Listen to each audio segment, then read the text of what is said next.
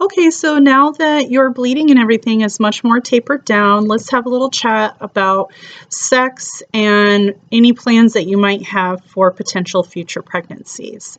So, as far as sex is concerned, we don't want to do anything penetrative, including fingers or, with this bleeding that you're having right now, no tampons, stick to the pads. Anything that's going into your vagina until your bleeding is completely done or until you hit the 2-week mark, kind of whatever seems to feel the best to you. And that is to avoid things like infection, which can be potentially life-threatening. So let's just not even do that.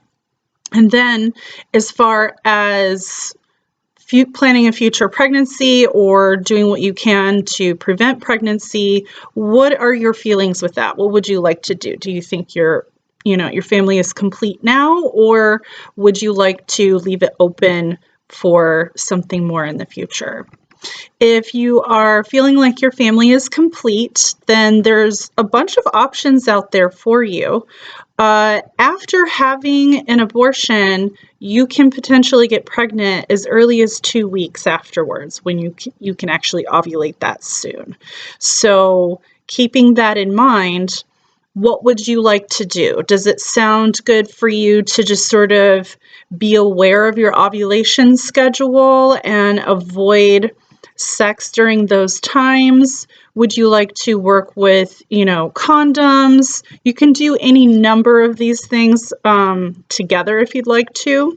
Or if you want to work with birth control, there are options that use pills, oral pills that you would take, some with varying levels of hormones in them. There's non-hormonal options too, like the copper IUD, which is a device that's placed into your uterus, or there's hormonal IUDs, another device that's placed into your uterus. There's patches, there's other implants that can go like into your arm.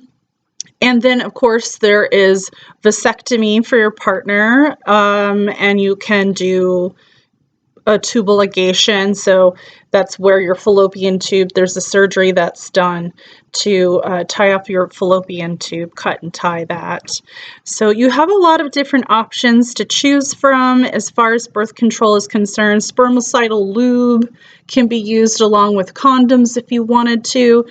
I would like to give you my handout and refer you to the Planned Parenthood website so that you can go through all of that and take your time to take a look at any of the side effects that might happen, the pros and the cons, so that you can kind of weigh out what works best for you.